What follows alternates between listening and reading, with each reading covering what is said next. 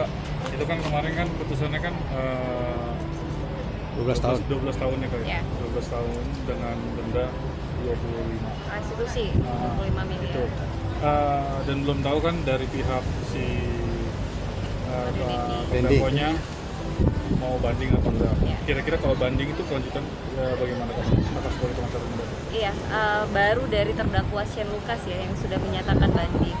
Dari Mario Dendi belum, masih pikir-pikir, tetapi artinya kalau dia mengajukan banding 14 hari pasca diputuskan tanggal 7 September yang lalu. Kalau mereka mengajukan banding, maka kami juga akan berkoordinasi dengan jaksa penuntut umum terkait dengan poin-poin yang dibanding nanti. Yang pertama terkait dengan kondisi terkini David Ozora. Pada saat sidang pembacaan putusan sebenarnya jaksa penuntut umum sempat memberikan berkas terkait dengan hasil psikologisnya David. Tapi memang ada keterlambatan dari hasil psikologisnya David sehingga hakim belum bisa menerima, dan itu mungkin akan disampaikan nanti pada saat banding. Yang kedua, mungkin kami akan meminta dalam tuntutan ini sudah sesuai dengan yang disampaikan oleh jaksa kecuali terkait restitusi ya. Dari Mario Dendi tetap 12 tahun, itu sudah yang paling maksimal dalam sejarah hukum kasus penganiayaan pun itu sudah hukuman yang paling maksimal ya. Kemudian terkait dengan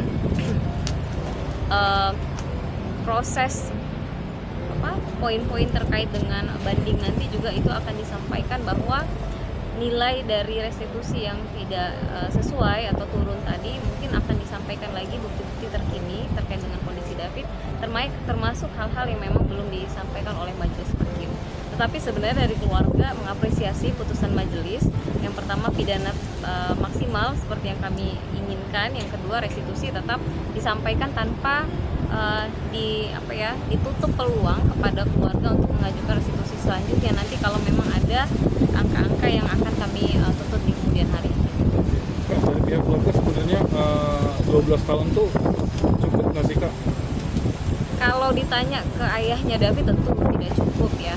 Bahkan sebenarnya kalau keluarga maunya kalau nggak bisa bayar restitusi ya udah ganti pidana penjara, tetapi kan hakim tidak memandang secara emosi tetapi secara nilai keadilan bahwa David ini butuh biaya untuk pengobatan, bukan butuh si terdakwa dihukum lebih berat.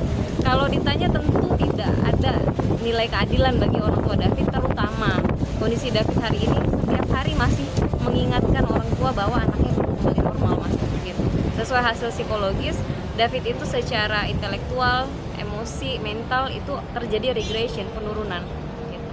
Jadi masih jauh dari kata kembali normal ya, jadi kita memang bisa memaklumi kenapa Joe sebagai orang tua belum bisa merasa ini tuh sudah adil, tetapi memang inilah hukum, bahkan 12 tahun itu sudah yang paling maksimal gitu. Makanya kita juga akan mendorong kepada jaksa, apakah hukuman yang tadi kan tidak ada pidana pengganti ya kalau tidak dibayarkan restitusi, tetapi mungkin kami bisa berharap bahwa kalau dia tidak bayar restitusi maka remisinya dia layak tidak dapatkan gitu.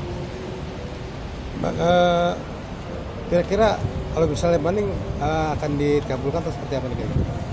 Saya pikir dari seluruh unsur-unsur pasal yang kemarin disampaikan dalam putusan majelis hakim, seluruh unsur pasal sudah terbukti secara sempurna, baik dari unsur penganiayaan berat terencana dan lain sebagainya itu sudah terbukti secara sempurna. Artinya sama seperti pelaku anak AG yang sudah inkrah putusannya, kami sangat yakin dalam putusan yang selanjutnya ini tetap akan terbukti secara sempurna gitu. Kecuali mungkin dari mereka ini kan sampai detik terakhir mereka tidak menyatakan kemampuan dan kemauan untuk membayar restitusi. Belum lagi hakim melihat pemberatannya banyak sekali, berbohong, merubah kronologis, dan perbuatannya sangat sadis. Tetapi ketika hakim melihat apa yang layak untuk meringankan dari terdakwa Mario ini, nggak ada gitu. Saya melihatnya ya terkait restitusi dia juga tidak penuhi, tidak upayakan, memang tidak ada itikat ingin bertanggung jawab. Mbak, sebenarnya kalau dari keluarga tuh retribusi supaya diganti berapa tahun sepenjara pengennya gitu. Bisa diganti. Kemarin pada saat jaksa sampaikan 120 miliar kalau tidak terbayar ganti 7 tahun, buat kami itu sudah lumayan lah, 19 tahun totalnya kan. Tetapi hakim cara hakim memandang kan tidak seperti kita kan pakai emosi ya. Kalau bisa seumur hidup aja nih orang, tetapi hukum kan tidak seperti itu. Tetapi yang kami tangkap di sini hakim benar-benar ingin memberikan efek jera kepada Mario Dendi, orang-orang seperti dia, tidak akan ada keringanan apapun, tidak boleh lagi ada orang yang bisa berbuat semau-maunya, sedemikian rupa keji, menganiaya seseorang, merusak masa depan. Itu hukumannya pasti maksimal dan dibebankan lagi restitusi even 25 miliar yang saat ini sudah diputuskan dalam vonis, itu restitusi terbesar dalam sejarah LPSK mendampingi terkait restitusi, itu terbesar sehingga saya ingin masyarakat tahu bahwa restitusi itu hal yang layak untuk diperjuangkan gitu. Selama ini kan kayak masyarakat nggak terlalu paham ya, oh ada ya restitusi yang bisa mengcover sebesar itu gitu. Bahkan 25 miliar pun kalau kami merasa ada hal-hal yang belum terhitungkan, maka kami juga masih punya peluang untuk mengajukan gugatan perbuatan melawan hukum gitu. Sehingga ketika orang menyadari ada restitusi, orang tidak lagi hidup di praktek-praktek damai di bawah tangan ya, uang damai, sehingga proses tidak berlanjut. Proses hukum tidak berlanjut, kriminalnya naik lagi, tingkat kriminal. Tapi ketika orang tahu bahwa ketika dia berbuat seperti Mario, dia juga dibebankan loh terkait dengan restitusi, bahkan bisa dirampas seperti mobilnya itu gitu. Saya rasa hukum kedepannya juga akan memperbaiki hal-hal yang bolong saat ini. Kalau menurut kakak sebagai kuasa hukum, kira-kira penilaian atau hukuman untuk si Dandi tersebut itu sudah layak atau belum sih kak? Kalau menurut kakak?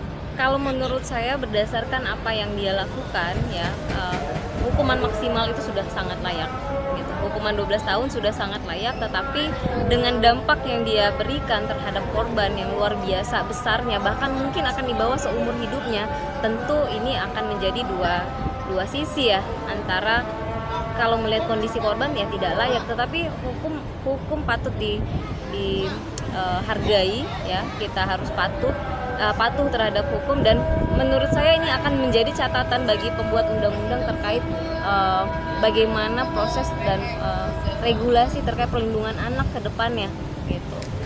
Terus sudah sejauh mana kak kalau menurut kakak sebagai kuasa hukum yang berlaku di Indonesia ini berlaku adil terhadap pelaku dan korban?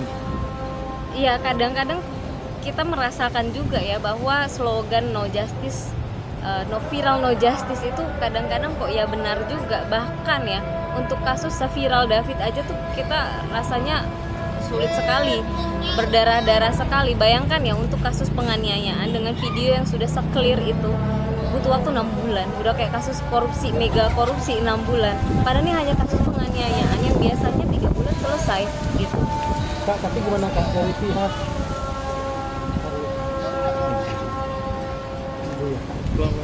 dari pihak keluarga sendiri menerima nggak sih kak hukuman 12 tahun itu? Ya tentu nggak terima, karena memang mereka bagaimana ya, mereka terutama ayahnya David itu orang yang menjaga dan membersamai David itu dari kecil. Mereka hidup berdua dengan eyangnya juga, karena David kan sudah ditinggal orang tua ibunya dari kecil ya gitu. Jadi bisa teman-teman bayangkan lah, apakah dia bisa menerima anaknya ketika umur 17 tahun sebentar lagi mau beranjak kuliah, masa depannya seperti apa. Bahkan ternyata anaknya sekarang badannya, tubuhnya 17 tahun tetapi isi kepalanya anak usia 8 tahun gitu.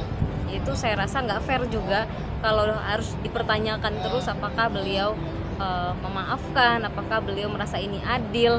Rasanya kalau kita tanya hati nurani ya berat itu untuk dia sampai sejauh ini tunduk dan taat kepada hukum, menyerahkan semua prosesnya kepada yang berwenang, itu udah luar biasa sih.